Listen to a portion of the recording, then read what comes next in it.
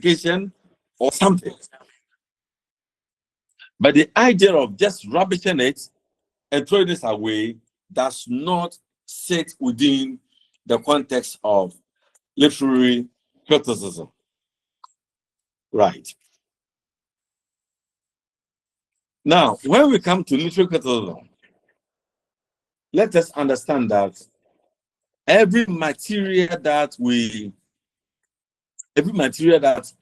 read, we try to look at the content of the material, we look at the content of the material against the theory that backs the material we have read, and then compare the content of the material against present dynamics. I'm talking of present dynamics because if a paper was written in the classical period of Aristotle, and we're looking at that paper today, per time, that paper is not relevant in our time. But is it true that the paper is not relevant in our time? It could be that there are certain portions of the paper that is relevant. So look at when it was written, the theory behind the writing, and then we look at it against the dynamics of today. Let's give a very good example. A man called Aristotle wrote, or let's put Aristotle aside, a man called Sophocles wrote a play titled Oedipus Rex. And in Oedipus Rex, he said that at that time, women were not important. So women cannot play any major role, could not play any major role in the work, in the play. They put the background. So analysis of such a text will not give a space to the woman. Now, today, if we pick a play or get into any discourse and we fail to recognize the place of the woman in the discourse, you and I know that the feminist people will come to us strongly and they will condemn us, and if you are not careful, they will lynch us. Because today's world says that the woman is very important, just like the man. In other jurisdictions, it's not just the woman.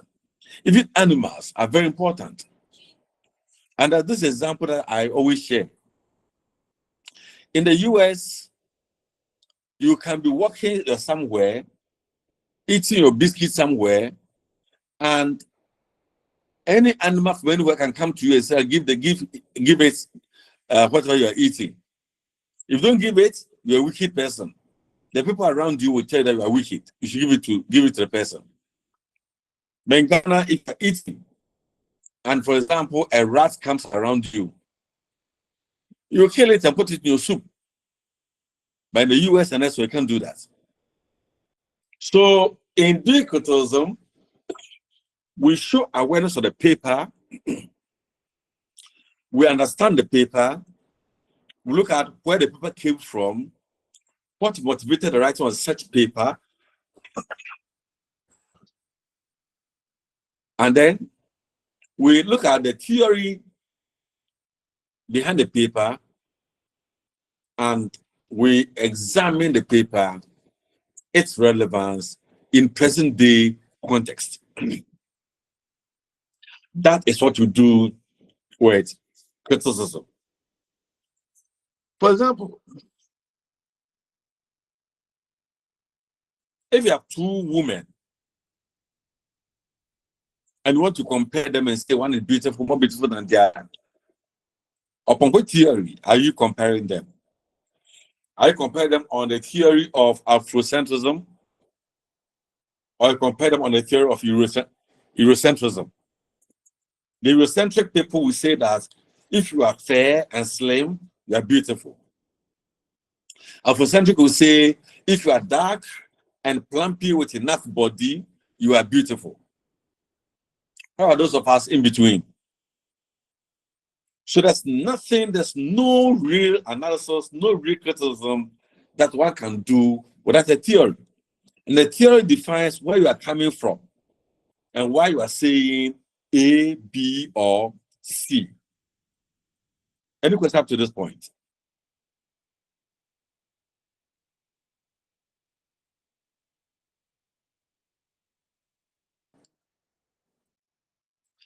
Any question up to this point?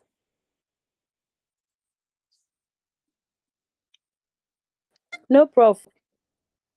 All right. Then let me continue.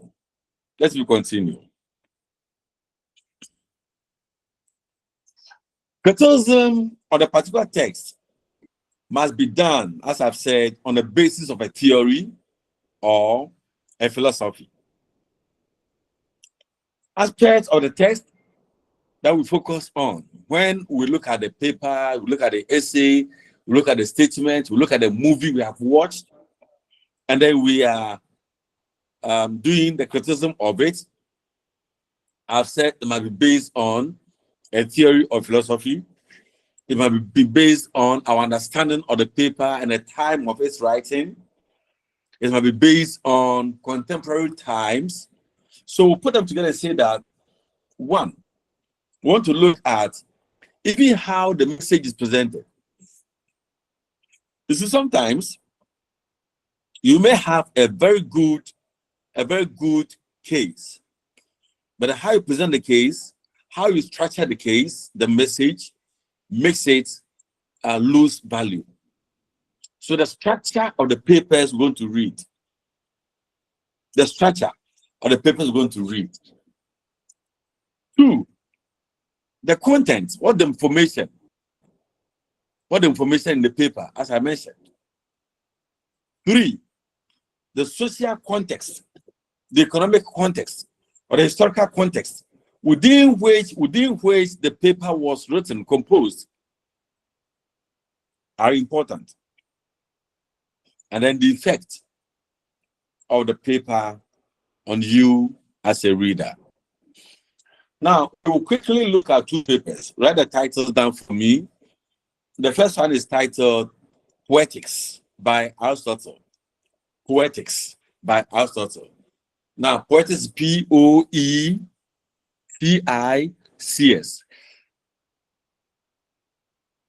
P-O-E-T-I-C-S.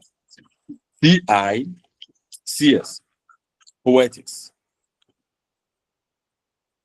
The second one is Tragedy of a Common Man.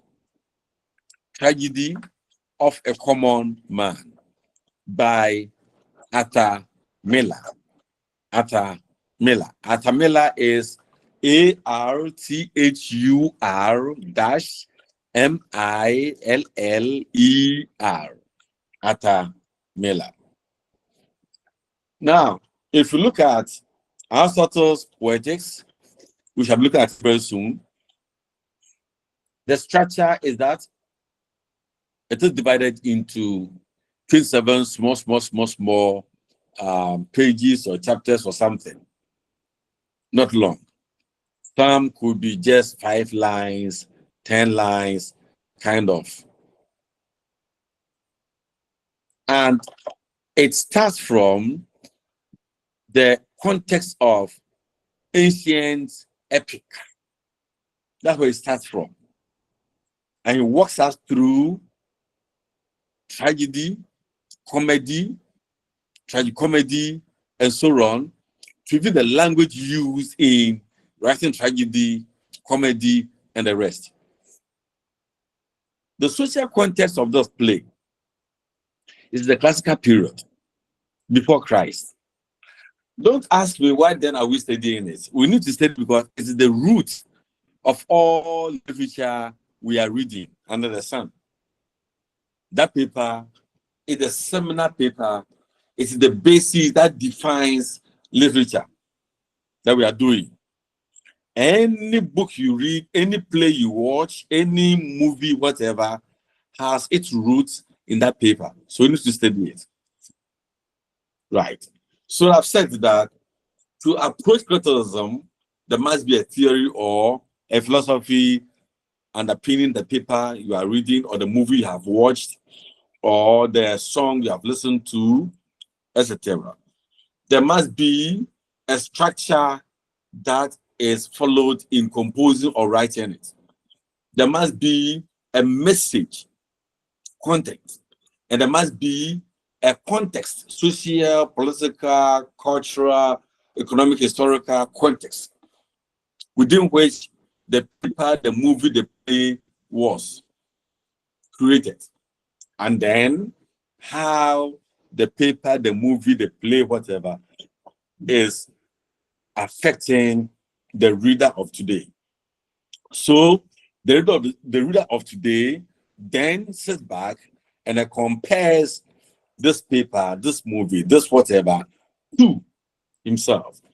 Now, if you have watched the play titled I Told You So, I Told You So, who wrote that play and who directed it? To whom do we attribute that play? Who, I Told You So.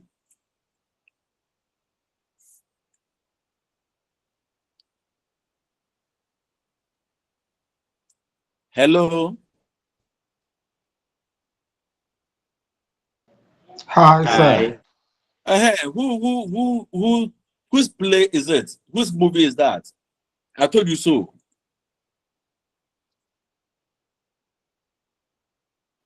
Is it a Ghanaian movie? It's a Ghanaian movie. You may have no idea of it. Yeah, these people are babies. So we've watched it before, but we don't know who did it. When you're watching any movie or you are reading any book or a play or whatever, look out for the one who wrote it, who produced it, who directed it. So Look I out for just that. googled. I don't. It's not from my own knowledge, but I just googled. Directed by Egbert Ajesu. What's his name? Egbert. But we know that he has a play, a stage name. Have you heard Bob Cole? There's a man called Bob Cole. Bob Cole. Yeah, I've heard of Bob Cole. He's the one. Please, after here, go and look for that movie and watch. What about Heritage Africa? By Kowansa. Do you know Kowansa? Yeah, heard of him. Yes, Answer is These boys and girls must be taken to the movie to watch things. Anyway, the message I'm presenting with I Told You So is that if you look at even the dresses that people put on in the play, cannot be that of today. The headgears, the skirts and the slits, the trousers, and those things cannot be that of today. So therefore, if you look at the morals of that time against the morals of today, you may be making some inconsistent judgment. I'm not saying that today you can marry a thief and be free. No, I'm not saying that. What I'm saying is that the context, the content, the sociocultural, economic, historical context of that play is different from what you have today. Even the kind of sounds, the dynamics, the technological dynamics behind the play, very different from what you have today. So you cannot compare that play with a play of somebody like Frimpong Manson. No, they're two different things. It's like those of you who like football. You watch Hearts of Folk and then Hearts of Folk and Pandu Hearts of Lions playing in Sugakope or Pandu, and they want to compare that one to Chelsea and then Liverpool playing in England. That cannot be. The pitches are different. The cameras, other things are different. Right. So that is what I'm talking about. That we don't just judge, we don't just get into it to condemn, but we'll get into it to measure against theories, against structure, content, against historical, socio-cultural, philosophical backgrounds, to make informed judgment against the dynamics of today. Criticism is an objective exercise. Criticism is an objective exercise which will yield an objective or non-biased judgment. Criticism should yield objective, non-biased judgment. What do I mean by that? What I mean by criticism should yield objective, non-biased judgment. What do I mean by that?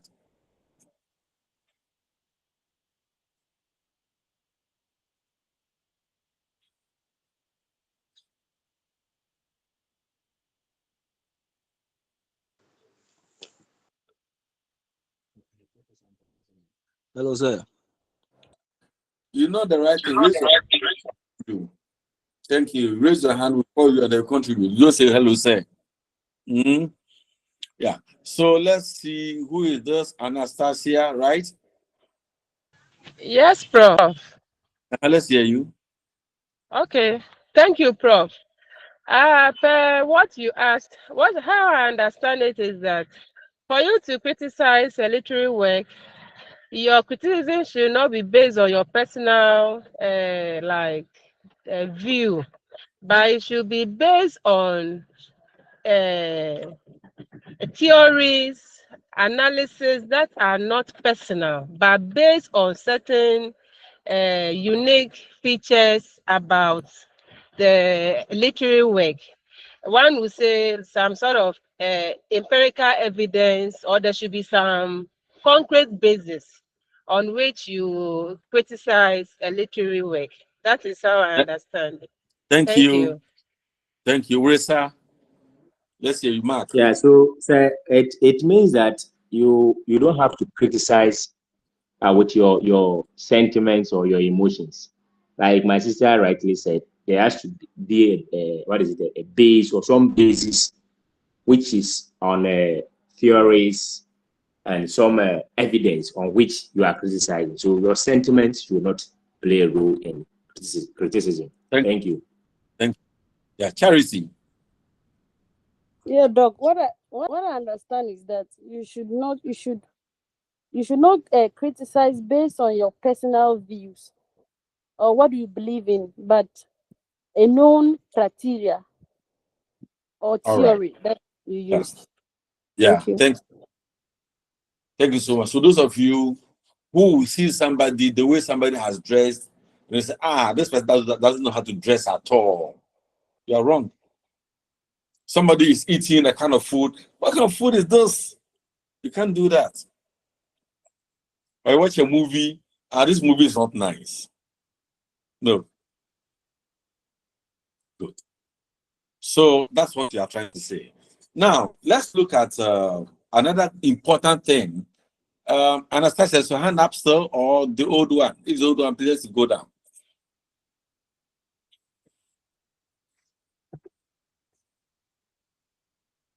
Thank you.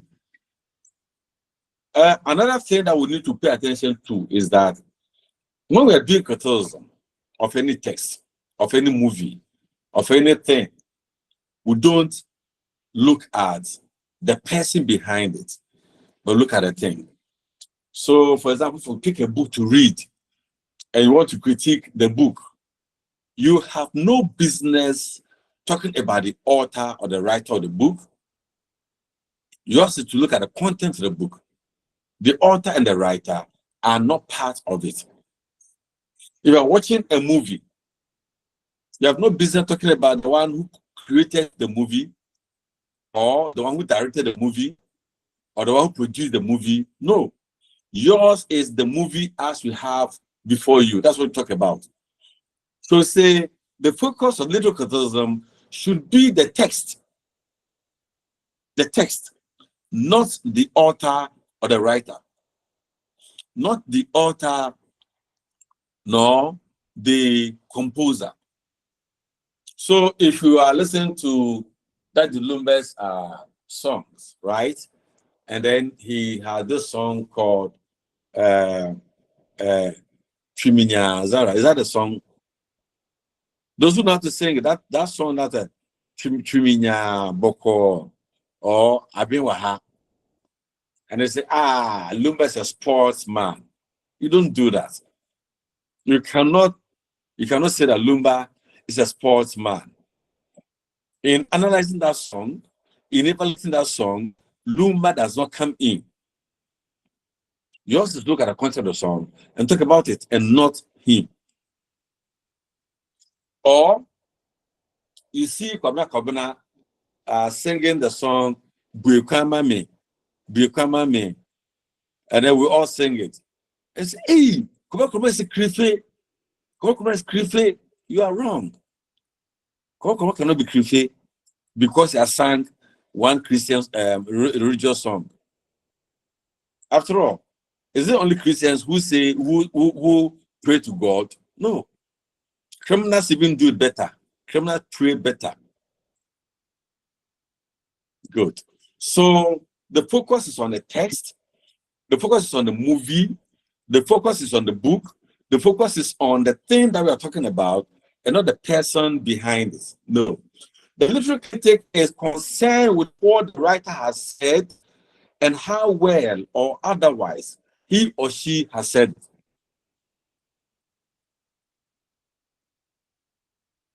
Are you okay? Yes, Prof. Yes, Prof. So you go to somebody, you have a very good news to tell the person. And then you go and then you say this good news in a very terrible, bad way. And the person that you are sending the message to rejects the message.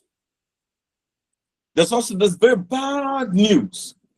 But you go and present the bad news in so sweet, beautiful way that the one who receives doesn't even know that's a bad news. When we're analyzing the two, our focus is on the message and how the message is presented, not the one who presented the message. So our focus is on what the writer has said and how well or otherwise he or she has said it, and not the author. A literary critic should know the literary history or tradition to be able to make an informed judgment about a literary work. Let me give an example. I don't know if I've done that one with you since we started. If I haven't, fine. If I've done it, it's a repetition, that's okay. If you go to some homes and they are frying fish or meat, they chop the fish or meat into very small pieces and they fry it. You go to another home, the meat, the fish are not fried in small choppy pieces in big ones. Do we ask ourselves why the two, one small choppy, the other big kind of? Why? Ladies who cook, those of who know how to cook, can you please explain what are the reasons for having those small ones and then sometimes the big ones? What are the reasons behind it? Let's hear you, ladies.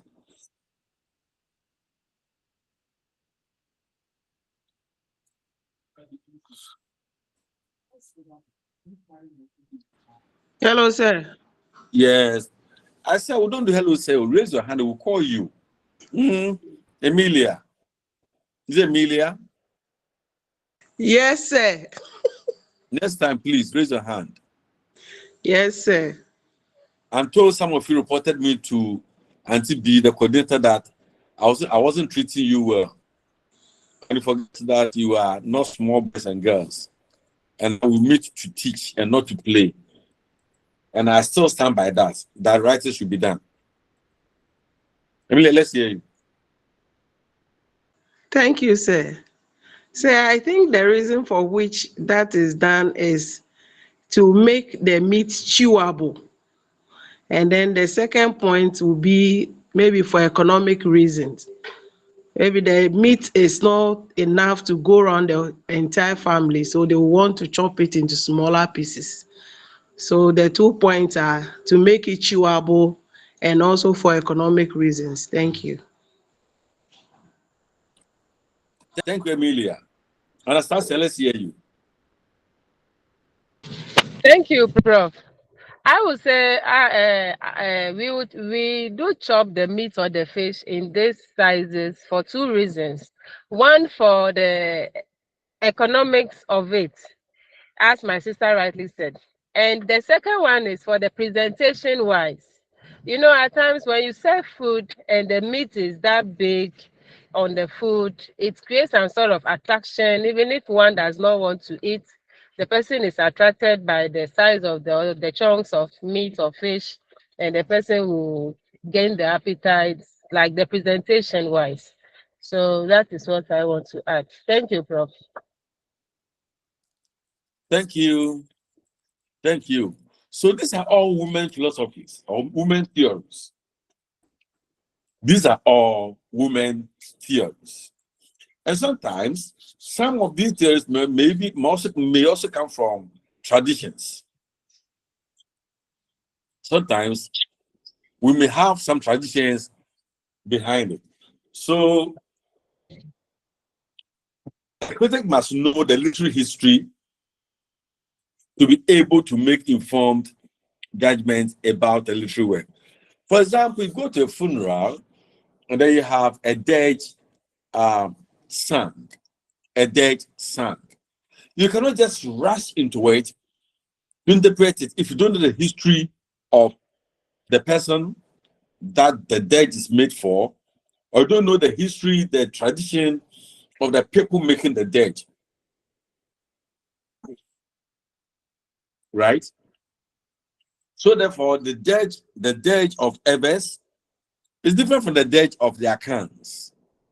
So for me to be able to appreciate an Ever dead, a good example is Awuno's poem, Songs of Sorrow. Awuno's poem, Songs of Sorrow, which is a lamentation. If I don't know the tradition of the people and the history behind that literary work, that poem, I will not be able to critique it and make informed judgment. I will not be able to do that.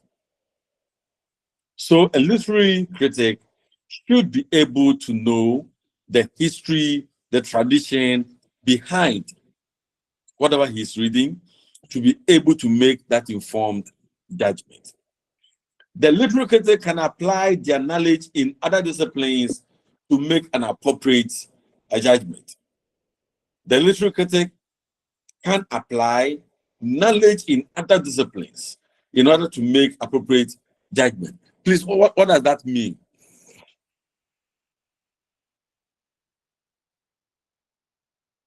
What does it mean to say that you make use of knowledge in appropriate other disciplines to make appropriate judgment?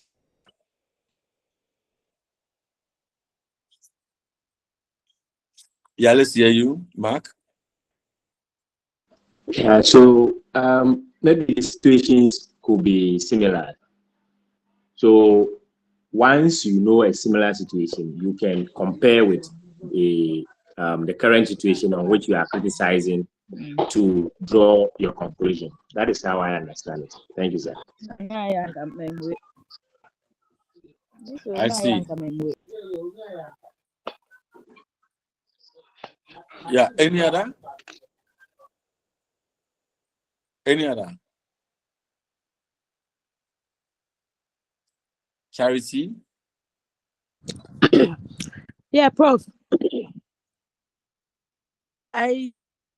Let's hear you. I think that you can apply knowledge from other subjects like science, social studies, and other subjects that have maybe similar, or that there's a common or something similar with what you have to analyze. So apply knowledge from other subjects to help you have a better judgment. Thank you. All right, thank you. Yeah, Charles. Yes, thank you for the opportunity. In fact, Welcome.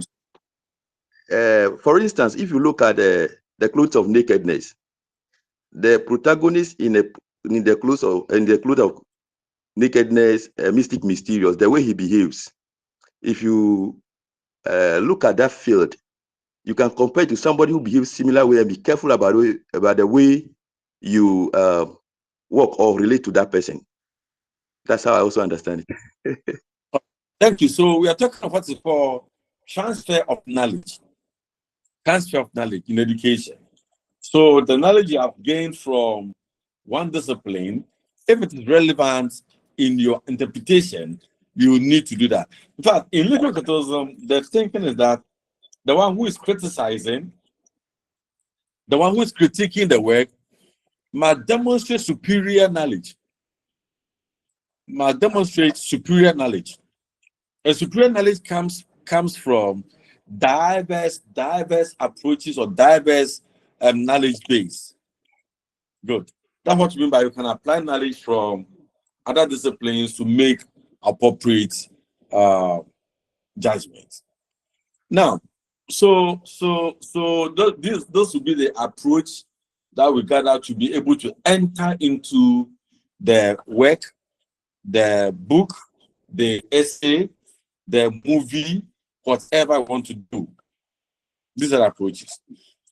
Can we look at what do you think would be the value of literary criticism? Why should we do it? I normally would say that it is good to listen to programs on television such as Good Evening Ghana. No, Good Evening Ghana is even one-on-one thing, so it doesn't help much. But then those program on Joy TV, Joy News, is that right? Newsfile, thank you. And then this other one that is on TV3, a Saturday morning program. What is it? Oh, TV3. There's a program on TV3 where we have. Is it a new day? New days every day. Saturday. I'm talking Saturday morning. The key point. That's the key point. Key points. Ah, okay. Key points. Fine. So if you listen to such things, you hear how the arguments are made, the analysis are made, references are made, and all those things and conclusions made. No, it becomes so beautiful. And that is what literary criticism seeks to do. So the primary function of literary criticism is to examine the strengths and weaknesses of a text in order to ascertain its worth. So somebody makes a statement and we want to evaluate the statement. We look at the strengths and the weaknesses of the statement, evaluate it, and ascertain the importance of it, the relevance of it. Then it also enables the critic to analyze, evaluate, interpret a text in order to make informed judgment. So one, you're looking at how important that statement is. You're looking at, you're making a judgment on the statement, and then it also enhances the understanding of the text.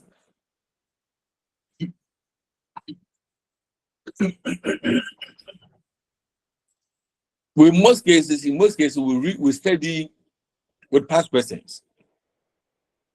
When we are studying, we have past questions beside us. We seem to understand it better because the past questions serve as a cutting-edge reflection on what we are reading. So I've read a paper and I ask myself questions on the paper. The questions will force me to recall, to draw in what I have read. Literary criticism is one means that helps us to really understand what we read. Understand what to read. So 3 objectives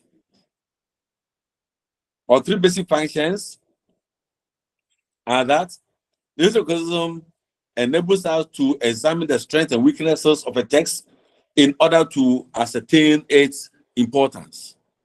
Number 2, literary criticism enables us to analyze, evaluate, interpret a text in order to make a good judgment. Number 3, literary criticism enables us to understand the material we have read and understand it very well. Right. Any questions up to this point?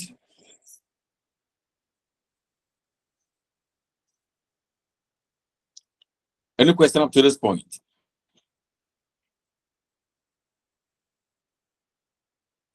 All right.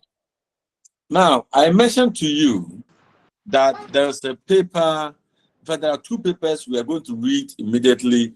Let me explain the nature of the course. The nature of this course is that we will be reading some papers. We'll be reading some papers. Unfortunately for us, all the papers that we'll be reading are online. So I'll give you the title, you look for the papers and you read them. The first 2 papers, I've mentioned them to you. The one is called Aristotle's Poetics. Aristotle's Poetics is the first paper we'll be reading. I'll talk about it very soon. The second one is Atamile's Tragedy and Common Man, as I mentioned. Then we'll look at T.S. Eliot's paper, Tradition, Individual Talent. We'll look at Toni Morrison's Rootedness, Ancestor as Foundation. We'll look at a few others. So, I don't know if you have created a platform. Let me know so that I can push the course outline to you. I'll put the course outline to you to look for the papers to read, so we will discuss them. So what we'll do is that we'll read these papers, read their theories, and then discuss the papers against the theories and contemporary issues. Right. So the first one that I want to talk about is Aristotle's Poetics. Aristotle's Poetics. Has anyone met this paper anywhere or seen this paper anywhere? Has anyone seen this paper anywhere?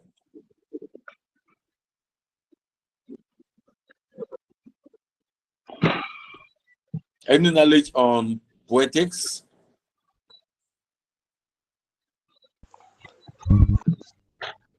Hello, sir. Sir.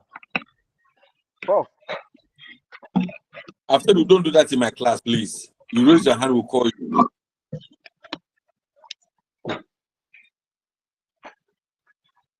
The 2 straight. I'm not be below your master.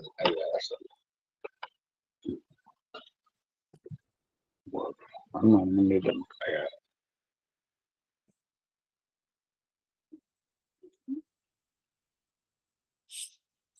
All right. Now, the man called Aristotle has been a very important person or scholar in a number of disciplines, quite a number of disciplines, from philosophy to mathematics to physics to whatever. You will meet the man called Aristotle. And in literature too, he is there. And for us, he is an important figure. He is a Greek philosopher and polymath during the classical period in ancient Greece.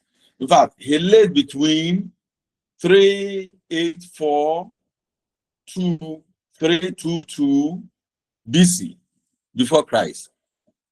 384 to 322 BC, meaning he lived for 62 years.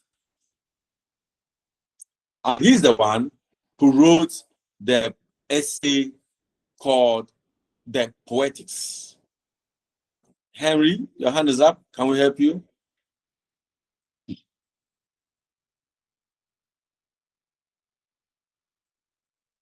Henry.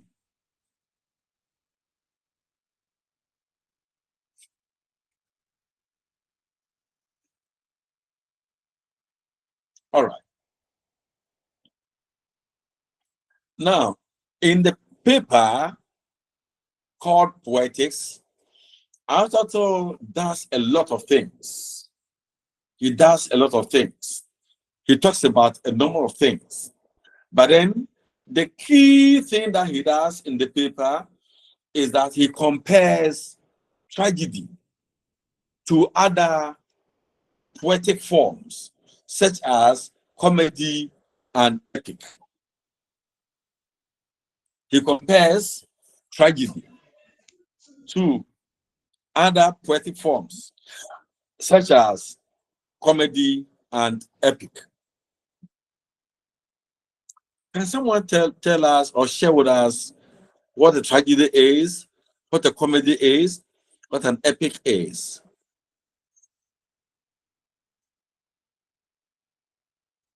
Can someone share with us, or a number of you tell us what is an epic, comedy, tragedy?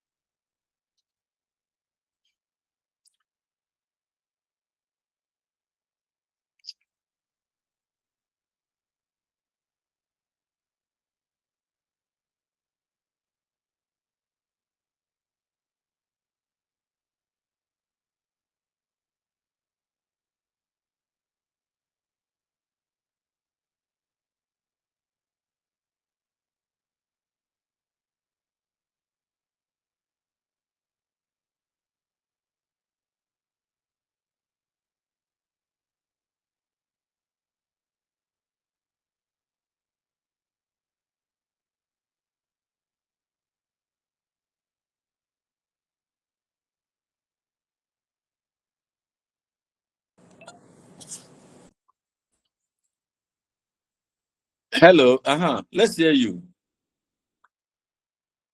Janet.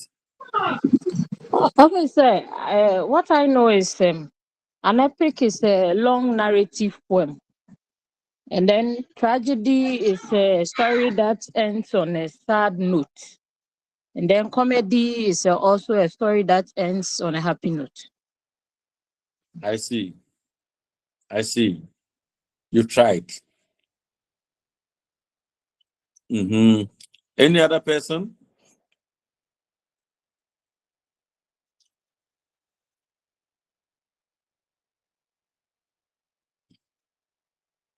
All right.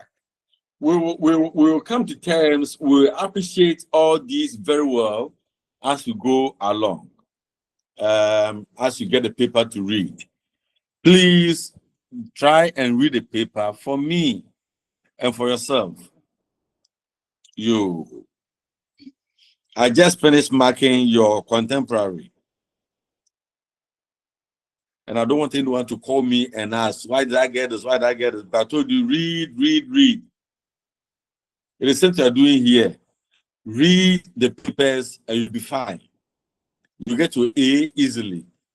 If you don't read and you get to your D's and then C pluses or refers, please don't call me. I beg you. Now, I've told you that compare tragedy to other poetic forms like comedy and epic. His definition of tragedy is so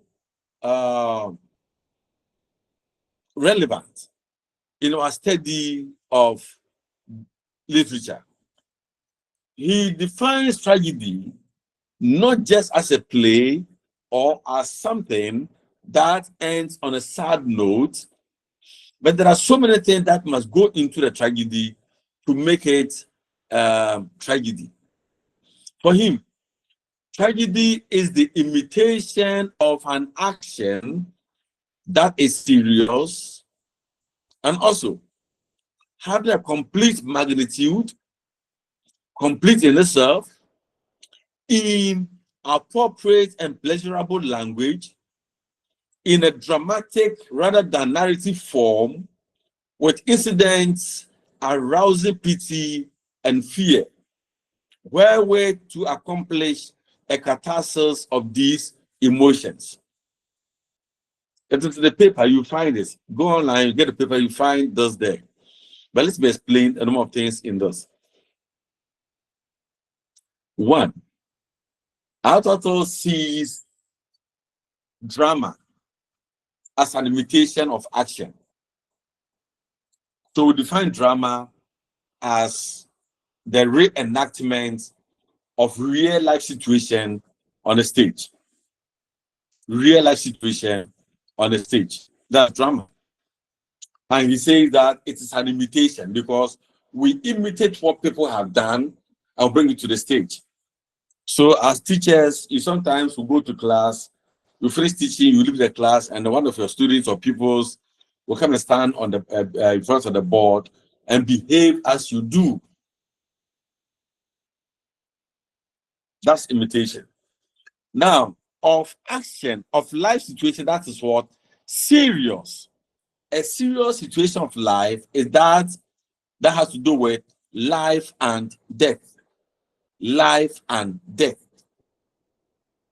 If it's life and death, then it has a serious magnitude. It's not something you can play with. It's something that you must really, really, really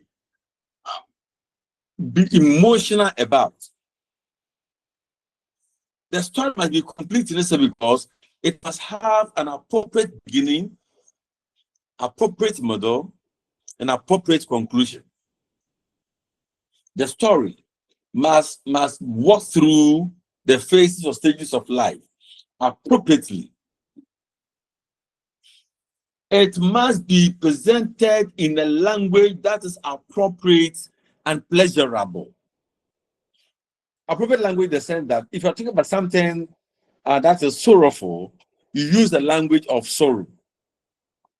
If you're talking about something that is pleasing, you use the language of pleasure. If you're talking of something that is serious, use the language of seriousness. So the language must be appropriate for what is being talked about. And he says that a very good tragedy must not be in a narrative form, but then must always be in a dramatic form. It must not be a narrative form, it must always be in a dramatic form. So that you can have instances, incidents that you observe. And as you observe the instance or incident, they create pity and fear in us as audience. They create pity for the one who has suffered the tragedy, and then we also fear for our life because what has happened to that person can also happen to us. That's how he defines tragedy. And he says that at the end of it all, when you watch a tragic performance, your emotions must come up. That's why some people watch movies and then they cry. The girls, the ladies, they watch movies, they cry. Sometimes guys watch movies and they get very angry. Guys watch movies, they get angry. Ladies watch movies, they cry, and so on.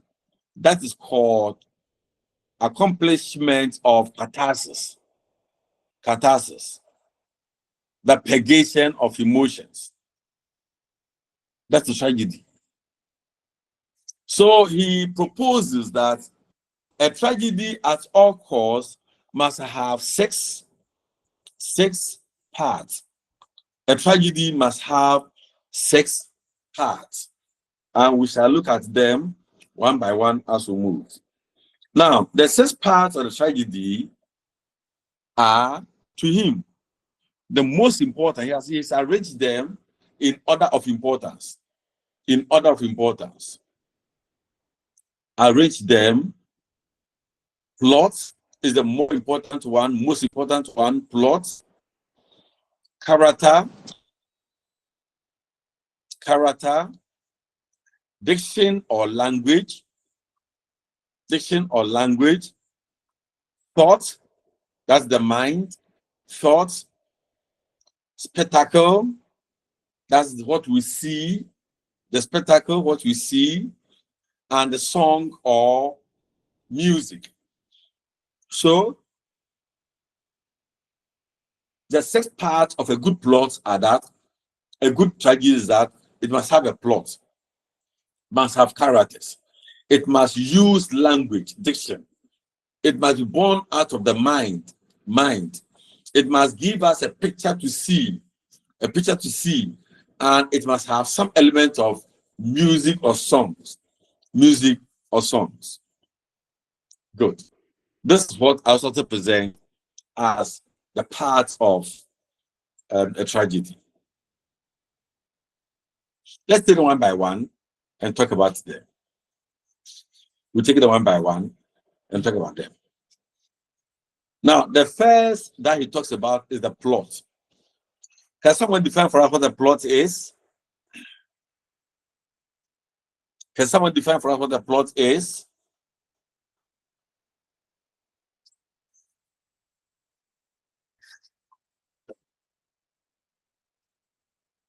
Yeah, let's hear you. Is it Mark? Mark, let's hear you. The Clemens will come. Okay, so I think in simple terms, plot means the arrangement of events or incidents in a story. I see. Clemens, let's hear you.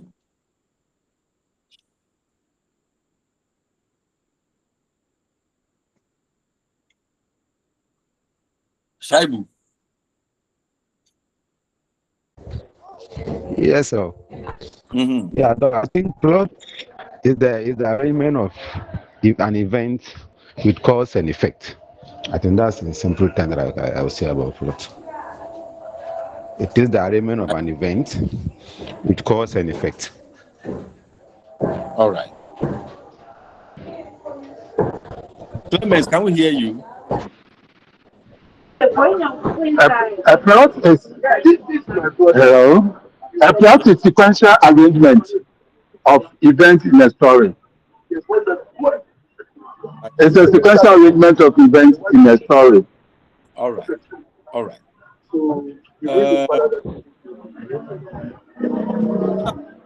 Let's observe this. According to Aristotle, the plot is the soul and life of drama. That's the first picture he created. And that a plot must have events, as we are saying, events sequentially arranged, starting from the beginning to the middle and to the end. So the plot is the soul of drama, the soul and life of drama. It must have events arranged beautifully from the proper beginning to the middle and to the end. In other words, a plot must have 3 unities. 3 unities. We have the unity of action, unity of place, and unity of time. Now, by unity of action, it means that there should be only one storyline so that the audience do not lose focus. So there should be nothing like a play within a play. When we're reading Ananswa, we said there was a play within a play in Ananswa. But then he's saying that no, let the play be that linear, monolinear, one line. No play within a play. 2, there must unity of place. And by unity of place, it means that the play should take place at one place and not multiple places. You watch movies and you can see that there's something happening in the bedroom, they will move to the kitchen, they'll move to the hall, they'll move to the this and that and that and that. Aristotle says no.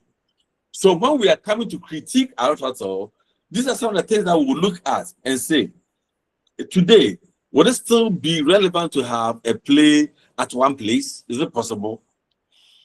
3, unity of time explains that the play should take place in a single course of time, that the play should begin in a day and end in that same day. You watch movies today, and it says 2 weeks after, 3 days after, and so on. He says no. The play must start today. Show the beginning today in the morning, middle in the afternoon, and then in the evening it must end. Now let's say that this idea of morning, evening, morning, afternoon, evening is an indication of the cycle of life. The cycle of life, where a man is born in the morning, grows through afternoon, where he is a strong person, then into the evenings, and then his night. Right? So he said that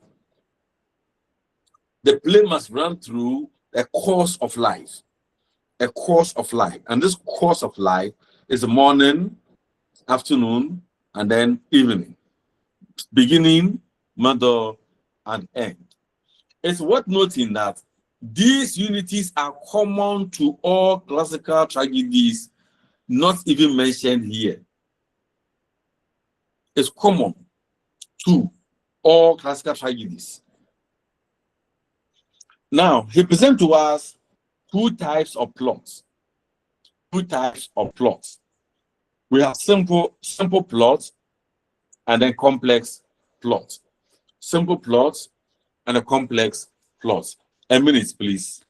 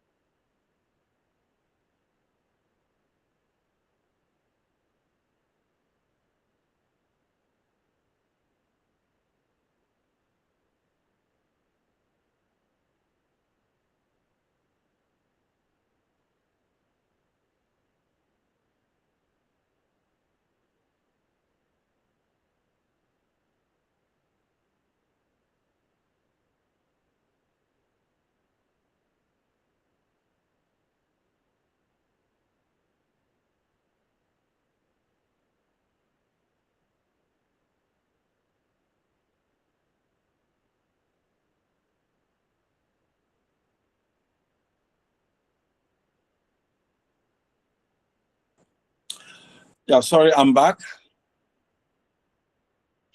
Yeah, so I said that he categorizes his plots into simple and then complex. Simple and then complex. Now, by simple plots, which he dismisses, he throws away, refers to that plot that we see in the Jacko movies, in Ghanaian movies, and so on. What am I referring to? What I mean by simple plots referring to Ghanaian movies? Any idea? Do you know? Can you tell me how the Ghanaian movie plots are?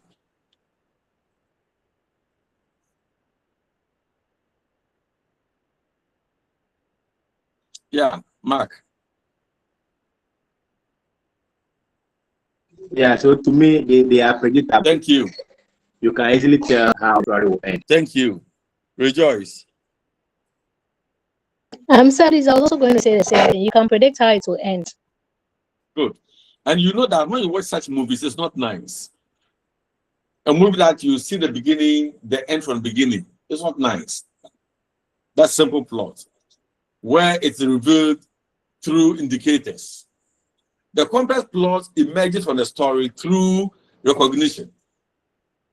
That's the plot I also profess in tragedies, that it shouldn't be simple plot, but it should be a bit complex. Right. Good.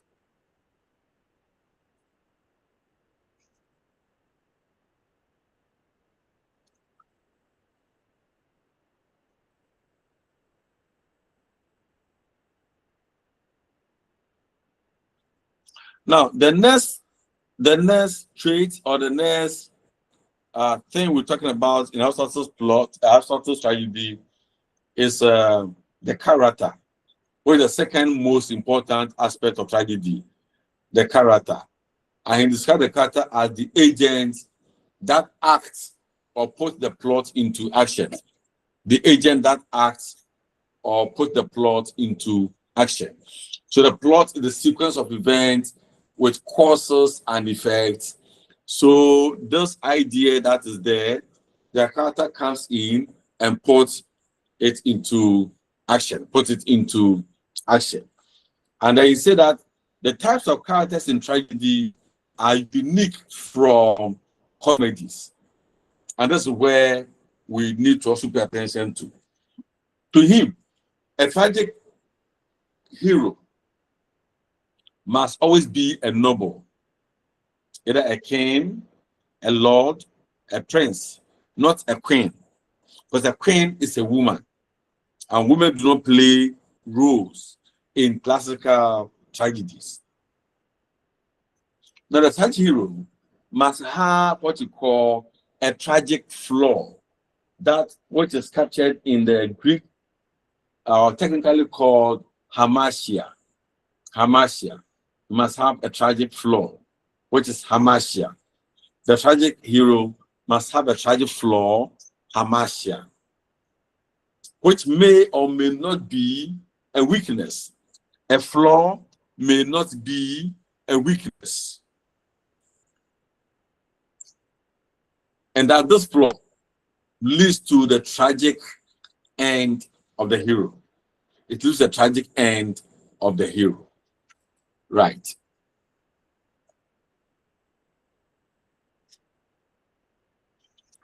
Good. So according to Aristotle,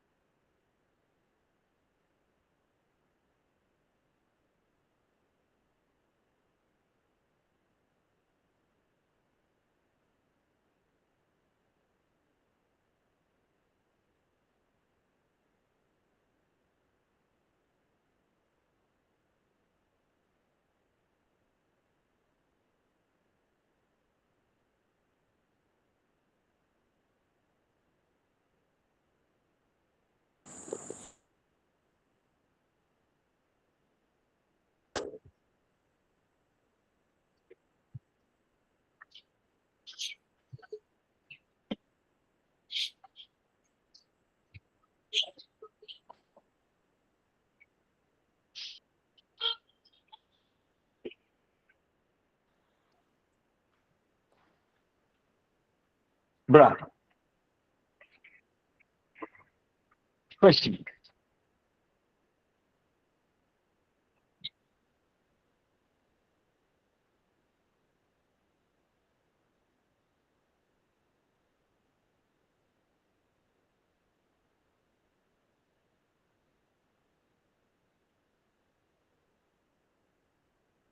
You are being too soon.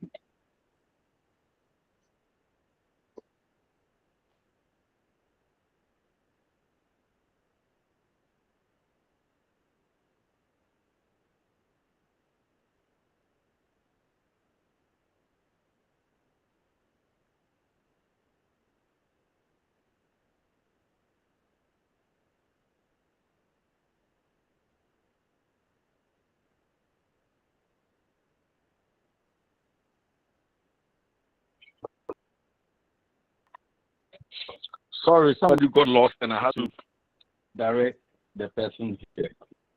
I'm sorry. So we're talking about the character. No problem. Hello. We're talking about the character. I would say the character is the most important entity after plot. The character is the one that acts or put the plot in action. The character in the tragedy must be different from characters in comedies because they must be of royal blood and male, and that they must not fall because of a weakness or fault or evil in them, but they fall because of a miscalculation, a misjudgment called tragic flaw or hamartia. Hamartia is Harmatia. Hamartia. And it's those hamartia or tragic flaw that leads them to the catastrophic end, the disastrous end, a point of no return. Now, we have some terms that we need to pay attention to. And terms we need to pay attention to when we are reading that paper. One is peripeteia. Peripeteia. Peripeteia.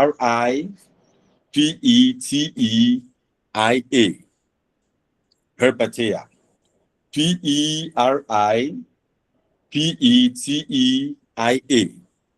It is called reversal. Reversal. Reversal. The second one is anagnoses. Anagnoses. Anagnoris.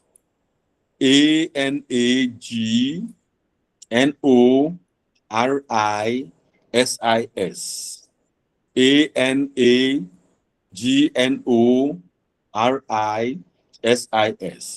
is recognition. Now, these two terms are important, the important stages that a tragic hero goes through. So you remember we said it is not the plot that you see the end of the play from the beginning. No. It is a plot that allows the end to come naturally. So the tragic character goes through the process of the event to a point where he realizes that things are going back. So there's recognition that something is going wrong, and then there's a reversal of fortunes. Something's going wrong, and there's a reversal of fortunes. When we get that point, the tragedy is taking place. Reversal from the word reverse occurs when there's a change in the fortune of the tragic hero from good to bad or bad to worse. Good to bad or bad to worse. Recognition from the word recognize is a discovery that produces a change from ignorance to knowledge.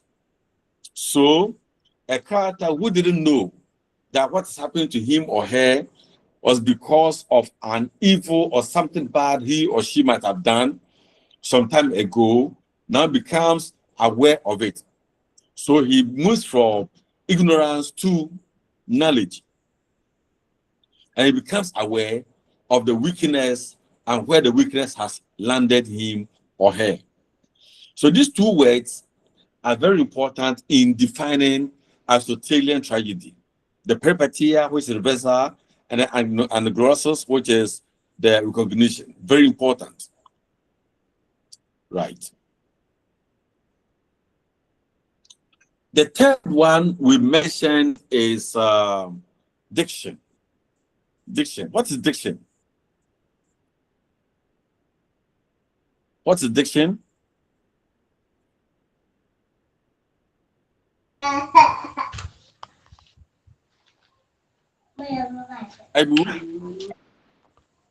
Yeah, Doc. Yeah, please. Diction is the choice of words used by a writer to portray the work of art. I see. Any other? So it could be complex or simple. Any other?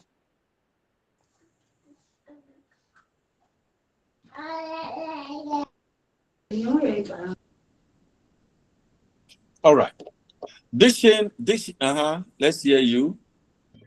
Diction is the language that the writer uses in his artistic work. I hear. Yeah, let's hear you, Charity. Yeah, Prof. I can say diction is the language used by words, by the use of words. All right. So in simple terms, diction is the choice of words and how it is arranged for effect. But we can also say that diction is a choice of words or choice of words made in relation to what is being presented. So as I said earlier, if we want to present a sorrowful play, then the language must be sorrowful. If we want to present a happy play, then the words must be happy ones, right? So diction is the language choice of words and arranged in a certain way to render the effect of the genre. So the language of tragedy must always be selected carefully, and the key word is what? Embellished. Embellished. What does it mean? What do you mean of embellishment or embellished?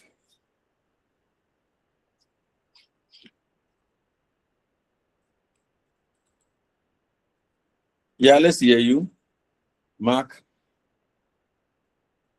I said to decorate or maybe beautify. I see. Yeah.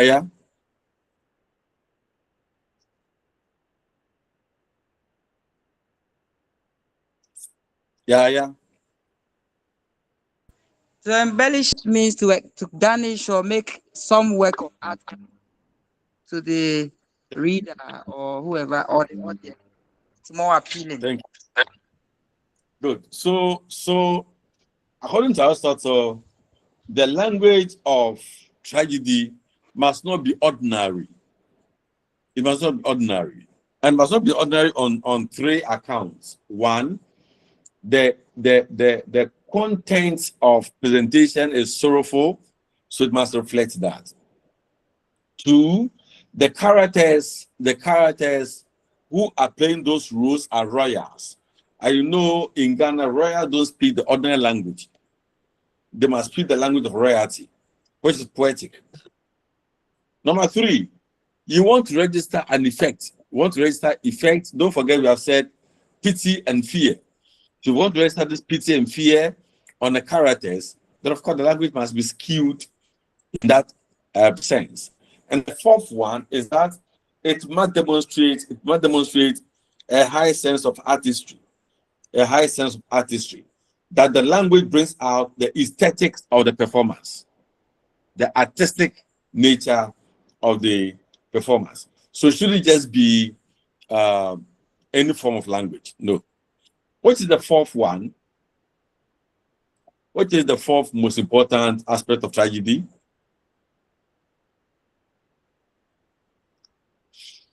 We'll talk about the first, second, third. Which is the fourth one?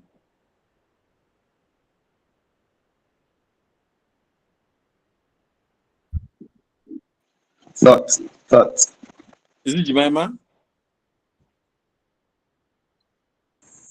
Yes, please. Please, it's music.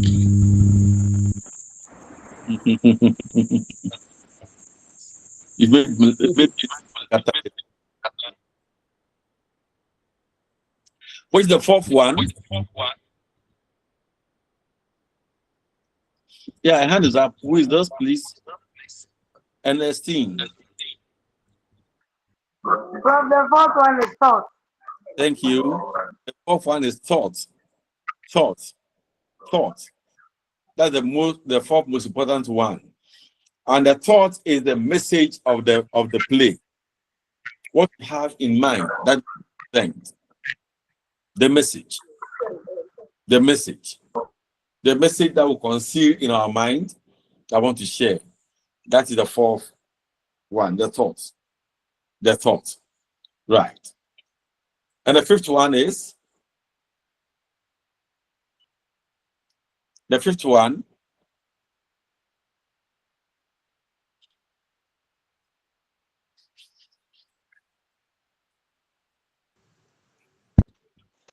yes, Rich?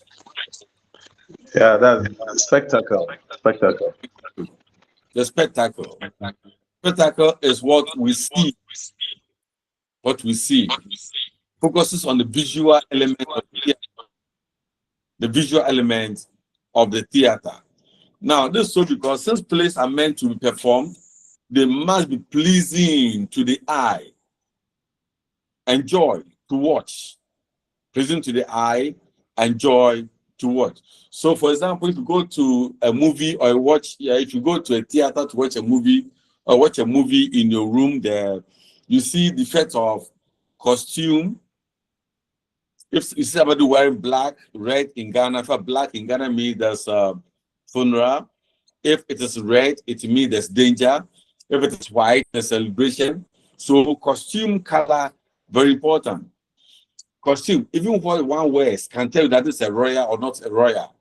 This rich or not rich, this powerful or not powerful. The lighting system, the sounds, the props, they are all part of it to give out the spectacle. So it's important that we pay attention to them. And the last one is the music songs that we call chorus. In Ghanaian context or in African context, we may say it is the refrain, it is music, it is songs, it's the mbogo. But then in Athenian context, classical context, it is called chorus. Chorus. And this includes sound effects and the background music. You watch a movie and when something scary is coming, the sound is enough to let you know that there's something scary coming. Something scary coming. So in classical tragedies, the role of the chorus was very important. Now the chorus here refers to a group of people who are made to sing songs in the course of the play. They are those we call chorus. So it's both the performance and the name of the characters, chorus. Good. So they do not only provide commentaries on the play, but they also sing songs, odes, praise songs, etc., to praise the tragic heroes and provide background information. I remember when we were doing language of drama, I think we did something on the, we looked at the play titled Antigone, Dear Blood by Yanka. And in it, we discussed the importance of the songs. We did that. And even when we were discussing Anansua, we talk about the importance of Mbogo. So the Mbogo, the songs, the chorus, they provide commentary on the play. They sing praises of tragic heroes or important people. It also provide background information. It contributes to the plot. Let me give a bit of a history. In the olden days, they didn't have so many people, or they didn't use so many people in the play. They didn't use so many people in writing plays or in putting up performances. So a thing that could have been said by people who don't really matter so much are put in the mouth of the chorus. So the chorus are in to perform so many roles, So whatever they do, whether they sing songs, whether they give commentaries, whether they provide background information, it all contributes to the plot of the play. And so it augments the characterization since few characters are used. And the chorus is a group of elderly men who serve as the eye or the council of the people. The council of the people. Right. Any question up to this point? Any question up to this point? No, sir. Right. If there are no questions, then let me continue. We have about 20 minutes more. Yeah, let's hear you, Rich. Yes, Prof. Thank you. You were talking about, in terms of the three unities, the unity of time. So you made us know that the three unities, or no, the unity of time represents the morning, afternoon, evening represent the cycle of life.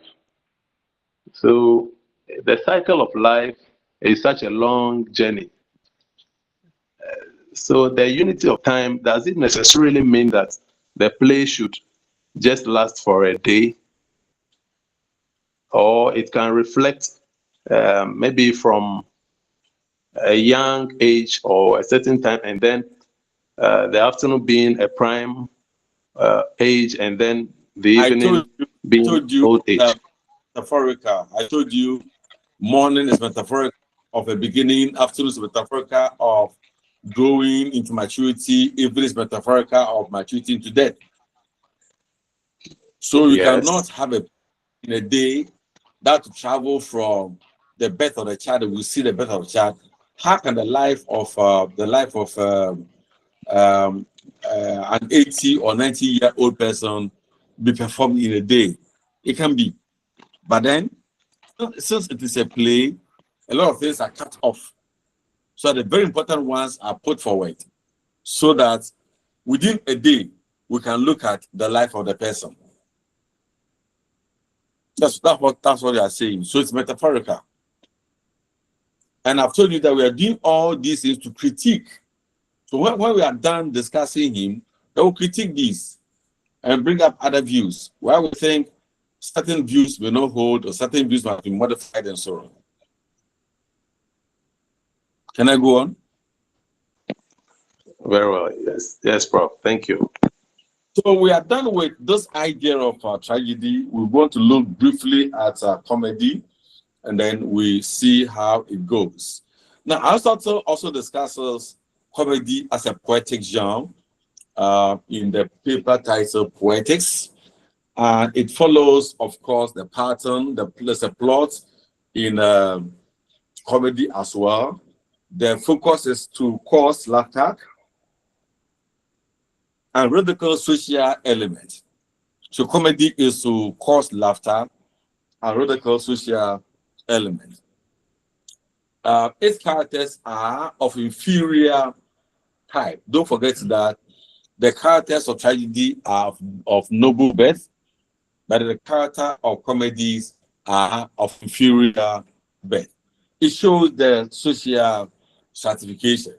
So we say that in comedy, the characters are the slaves, the common people who don't matter, because the play is about them. The thinking is that if you are of no importance, all you do is to just laugh. But if you're an important person, you think, you reason, which of course fallacious, highly fallacious. Good. So that is it. And let's mostly say that Aristotle condemns comedy. In Aristotle's time, any form of comedy was aberrant, was not proper, was not right, was not acceptable. Because comedy was only meant to bring out the foolishness of certain entities. That's comedy. That's comedy. So he wasn't so much enthused about it. Two, in the case of plot, we mentioned of simple plots and complex plots. Aristotle says that simple plot is not good. So he doesn't go in for that. Now, when we put all these together, I must let you know that we have had different types of tragedies. So even if we started with Aristotle, we know of Shakespearean tragedy. I mentioned it when we were doing language or drama. We know of Hegel's tragedy and other forms. But then in modern time, that's in the 1910s, 1920s, 1930s, another form of tragedy also emerged. A man called Atamela, who was an American playwright, also came up with a view. And his view is that we cannot hold on to Aristotle's tragedy forever, because Aristotle's tragedy had outlived its usefulness. Aristotle's tragedy had outlived its usefulness. And that does the need to relook at this idea of tragedy. Right. So Tamela's theory of tragedy heavily criticizes Aristotelian notion that the tragic hero must always be of high birth or noble birth. Tamela says no. No. If we look into our communities today, we will all realize that, yes, in our communities, we have chiefs, we have kings. But how important are the chiefs today? How important are the kings today? How important are they? I want to make them the most human beings in our societies. But how many of them are even around? In some communities, we have the kings or the chiefs living in different parts of the country. How relevant are they? So Atamela looks at all these and said that no, we cannot make the kings and the chiefs and the queens and the princes and princesses as the only characters for tragedy. But every human being can be a tragic character. Every human being can be a tragic character. So the mad person walking the streets can be a tragic character. So can the rich man be. Right. He begins his argument by asking that since we are no longer ruled by kings and their royals of nobilities like the time of Oedipus, Antigone, and Creon, does it mean that we can no longer have tragedies? That's a question we must all answer. So the debate is that, according to Atamela, we do not always need kings and nobles before we can write or stage tragedy, because the common man is as appropriate a subject of tragedy in its highest sense as kings were. The common man is as appropriate a subject of tragedy in its highest sense as kings were. So he defines tragedy not in the sense of Aristotle, as we mentioned earlier, but to him, a tragedy is the consequence of a man's total compulsion to evaluate himself justly. The consequence of a man's total compulsion to evaluate himself justly. By this, he's saying that anything that a man will want to do to prove himself that he's a man or a human being and want to live right, and something bad happens in the process, is tragedy. So, for example, if a boy sells ice water by the road to feed his family, and this boy gets knocked down by a vehicle and he passes away, would that be tragedy?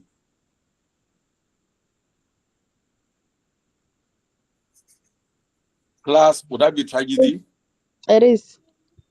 It is tragedy. Yes, it is. I see. So if, for example, somebody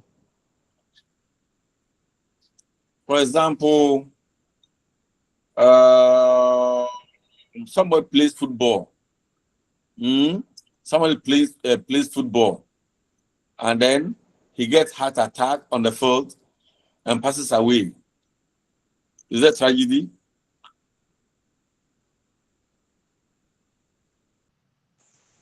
Yes. Right. So it doesn't matter who you are, provided what you're doing is right. What about if an armed robber? Okay, I'm told that I don't know whether it's true. I saw it on social media that shoot and kill has been introduced into the safe fight. Is it correct? Has anyone heard of it too?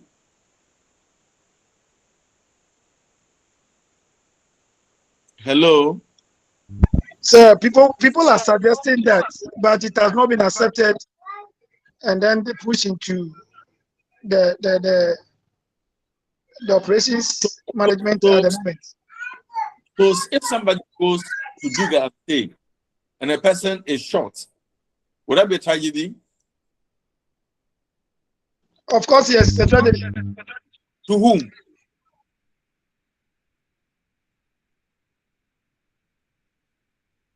Tragedy to whom?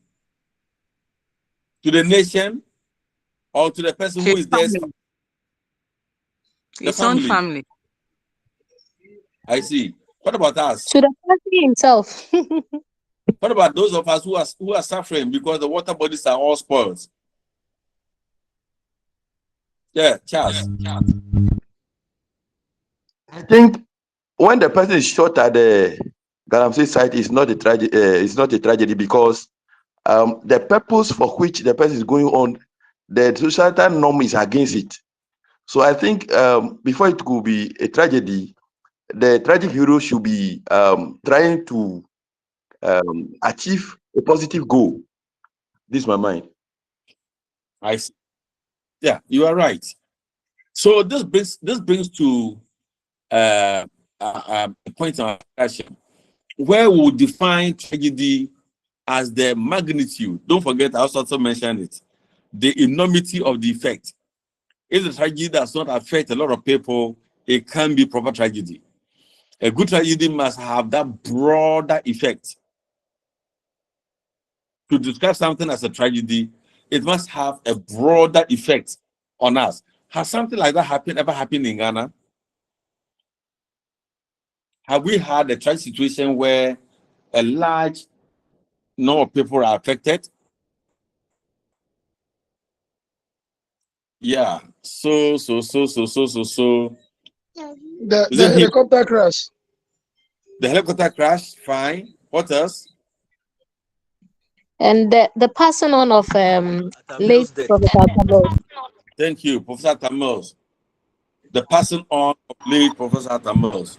It took more. And the flood and explosion that happened some years ago, June 3rd. 2015. Yes. Yeah.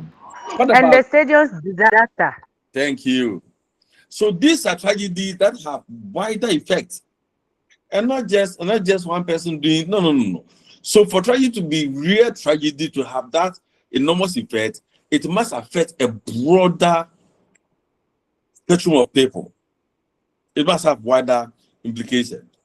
So by Tamila's perspective, we can have shades and levels of. For Aristotle's definition, it must have that broader effect. But Tamila is saying that no. If it affects even just two people, it can be described as tragedy. If it affects just one person, it can be described as tragedy. Right. So unlike Aristotle, Miller argues that a tragic flaw of the hero is not necessarily a weakness, but an inherent willingness to remain passive in the face of what he conceived as a challenge of his dignity. So in this sense, in this definition, then the same person can be seen as a tragic character by her family. Though the whole Ghana will see that person as an enemy, but to the family, he wants to challenge his dignity. He wants to prove that he's a man. He can take off his home. So he must go all out and do everything so that his family will eat. If he perishes in the process, that's a tragedy to him.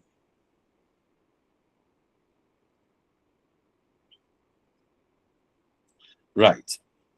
So we have seen two types of tragedy today. We have seen that of Aristotle and that of Arthur Miller. There are other few ones that we'll look at when we come back tomorrow. Tomorrow too, we are meeting the same time, 5 o'clock to 7 o'clock, to make up for our weekend loss. Right. So we will end here so that our ladies can go and cook for their husbands. Teachers can write their lesson notes, and then we'll prepare for tomorrow. Any question up to this point? Yeah. Is it Rahima too?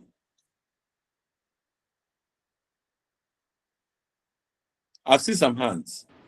No, Doc. It's. I was going to answer a question, but Okay. it's okay now. Hello, Prof. Thank you very much. Please, I'd like to find out whether if a robber perishes in the act of robbery, we can define that as hamartia, or once he's not a noble person, as propounded by Aristotle, we cannot conclude that that is a hamartia. We are moving away from Aristotle. We are now in a Tamiles domain. Yes, I understand, but because I see that to be a weakness in him, that's why I'm asking whether that one too could be If you want to look at it as a weakness, then you're pushing it to Aristotle. But if you want to look at it as an effort to defend himself as a man of dignity, because his family must eat, and therefore he must steal. Okay. If he succeeds, he's a hero. If he dies in the process, then something else. So at the definition of tragedy muddies the water. It muddies the water so much. Right. Yeah. Okay, thank you.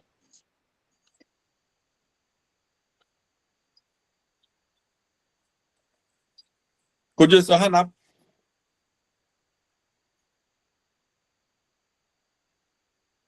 All right. So thank you so much. We'll meet tomorrow.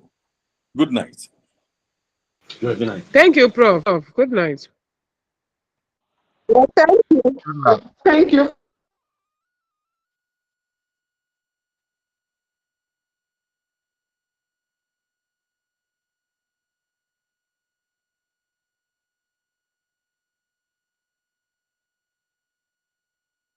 Good night.